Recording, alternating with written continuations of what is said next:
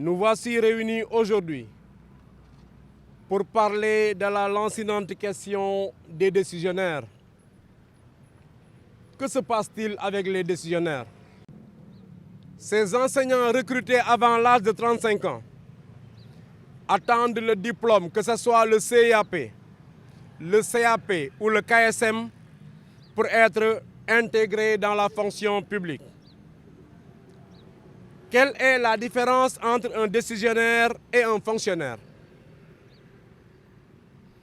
Sur le plan du travail, il n'y a aucune différence.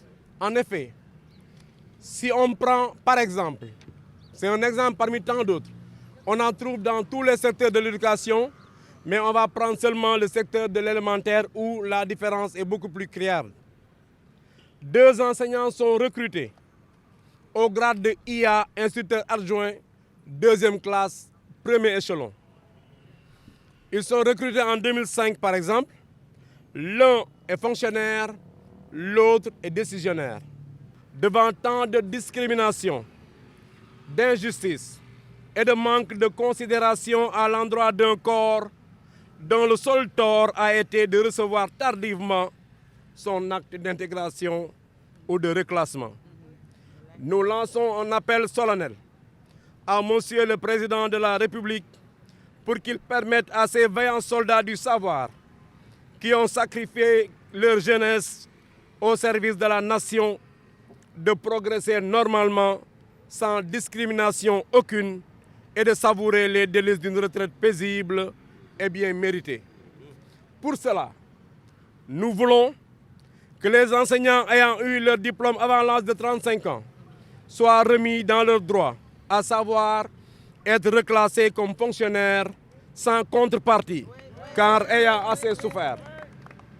Nous voulons que l'on prenne en compte l'année de recrutement ou l'année d'obtention du diplôme pour les agents ayant été reclassés comme décisionnaires, alors que dans le concours, quand le concours était lancé, ils étaient encore très jeunes.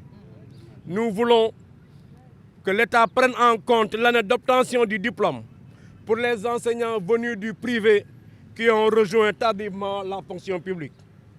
Que l'on octroie 40% de l'ancienneté à l'enseignant décisionnaire au même titre que le fonctionnaire.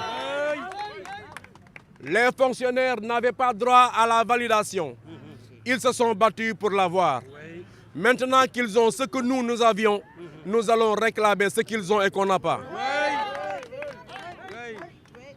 Que l'on traite les enseignants décisionnaires à égale dignité, car même galère, même traitement. Que la loi qui permettait aux enseignants décisionnaires, même aux enseignants tout court, qui avaient dépassé l'âge de 35 ans, il y avait une loi qui leur permettait de prendre en compte leurs enfants pour compenser les années de trop. Cette loi a été abrogée en 2007, mais puisqu'il y a des enseignants qui en ont bénéficié, il faut que ça se reproduise, car il y a jurisprudence.